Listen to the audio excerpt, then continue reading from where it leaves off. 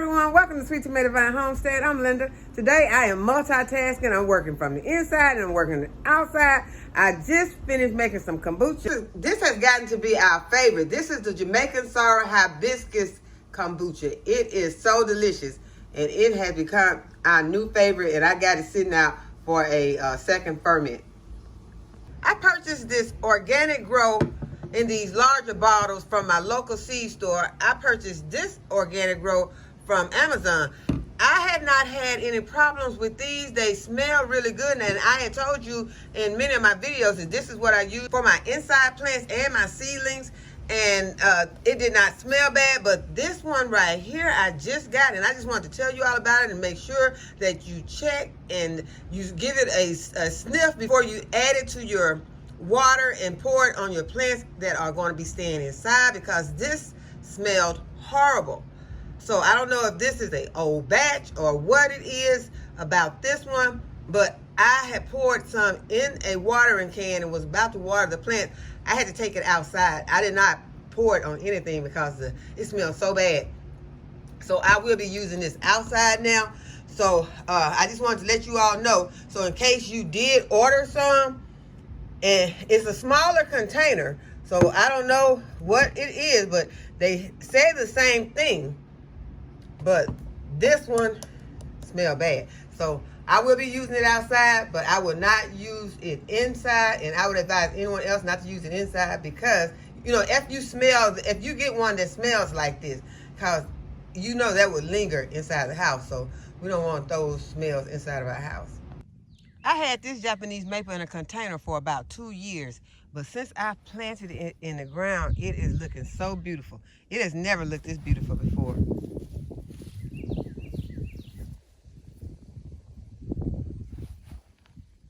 The weeping willow that I planted out in ground is looking very beautiful also.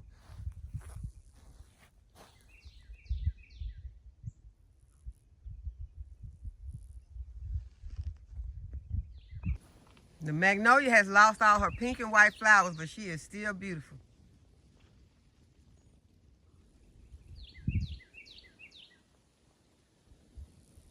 I decided I'm going to put one of my hydrangeas right back here in this area between my dogwood and this Alberta spruce right here. I think it's going to help this area to not look so bare, because when you look over here, it just looks barren over here. So I'm going to go ahead and liven it up with one of these pink and white hydrangeas.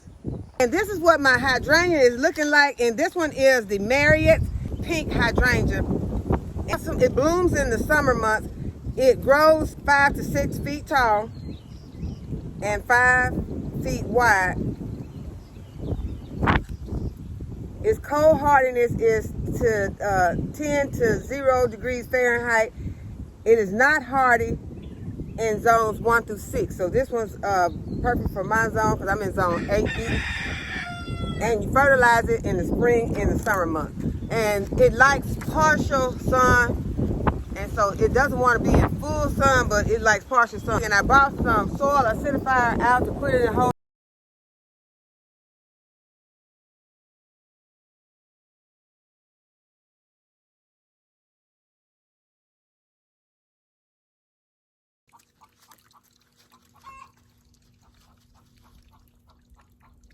Okay, the Alberta spruce was kind of close to the hydrangea, so I had to move the Alberta spruce over a little bit.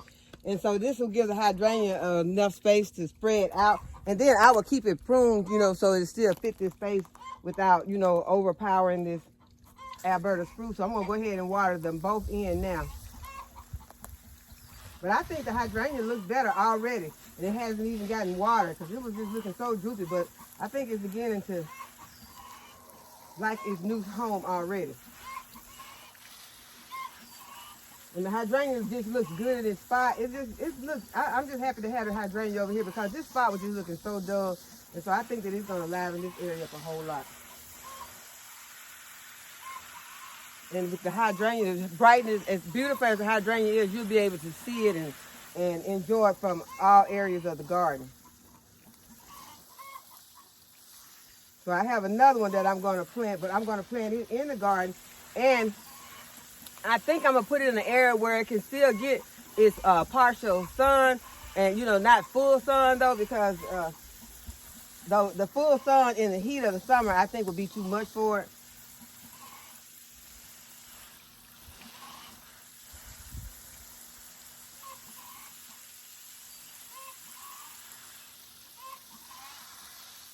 So I'm gonna go ahead and water these both in deeply, and then we're gonna go to another project. I am still enjoying my Vego retractable hose.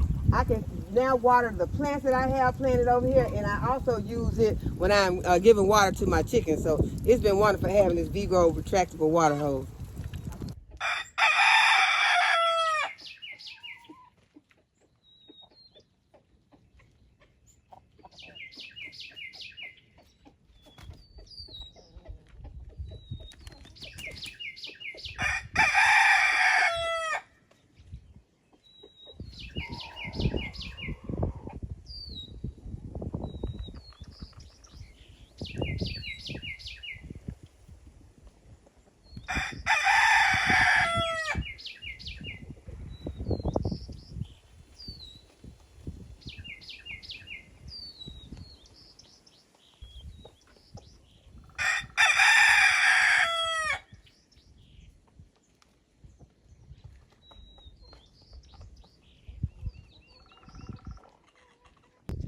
And there is Kane. Hey, Kane.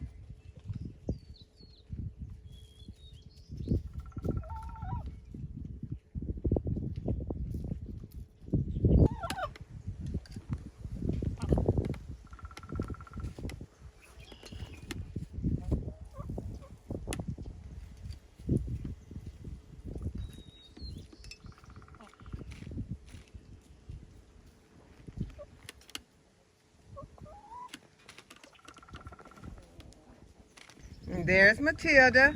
Hi, Matilda.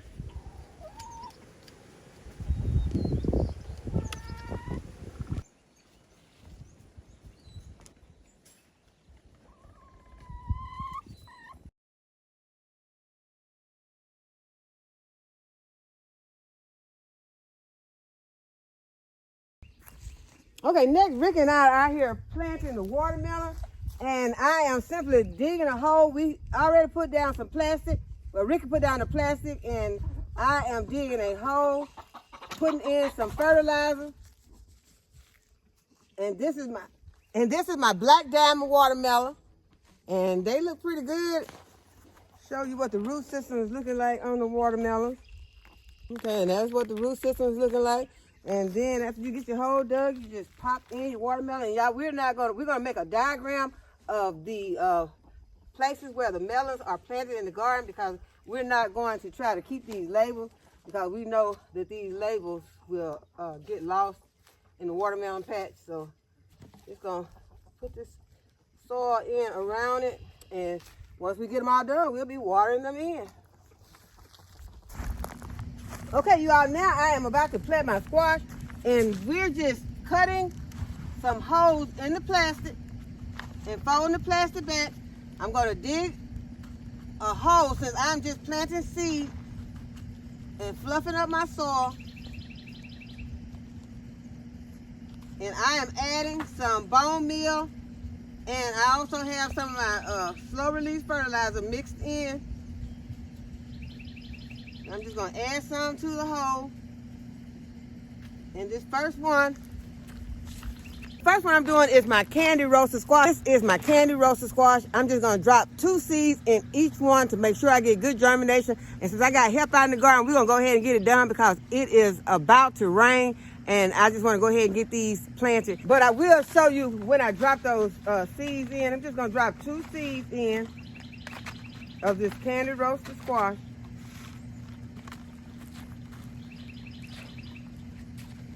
And just cover them back up with my soil and put in my label. And I'll water all of these in once I'm finished, even though we're about to get some rain. I tell you all, is not to plant your squash seeds too deeply. These squash seeds don't need to be planted no deeper than 1 inch underneath the soil.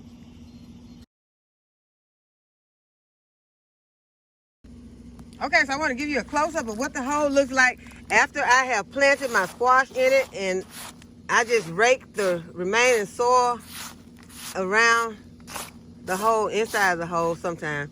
And now I'm going to water it in. Although, you know, it seems like we're going to get some rain, I'm going to go ahead and water it in just in case it doesn't rain. You want to make sure that you water your seeds in because you do not want those seeds to dry out in the soil. So I'm going to go ahead and water these in. I'm going to go back over here and water my watermelons in. And here is an update on the Golden Delicious tree that I chopped way back. And it is putting on new growth, and I'm so excited about that.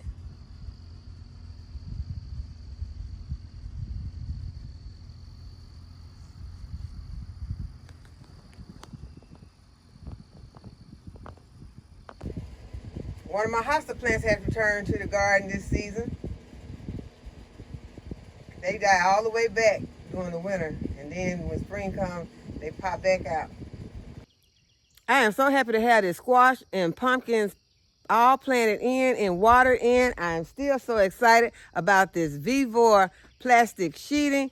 I am very happy to have it, and I know some of you may have concerns about plastic, but I say do what is best for you and your family's food safety and security. So those things go hand in hand. You want to have food safety, and you also want to have food security. So if you can have food security and be safe, then that is the route to go. But if you can't have food security and safety, then you have to choose between one. Do you want food, or do you want to have everything, everything perfect? Because it's not going to be perfect. Because one while I was doing everything that I heard that this is not good for you. That's not good for you. Don't use petroleum jelly. Don't use this. And, it was just so much that it was, at one point, I was almost living in a plastic bubble. And you can't live in a plastic bubble, not in the society that we're in now. You're going to have some things that are going to be unsafe. We already know that most of our food, there is a thin line between safe and unsafe where our food is concerned. So that's why I'm just saying, do what is best for you and for your family's food security and your family's food safety. So I'm going to go over here. I'm going to show you the watermelons now and what they are looking like.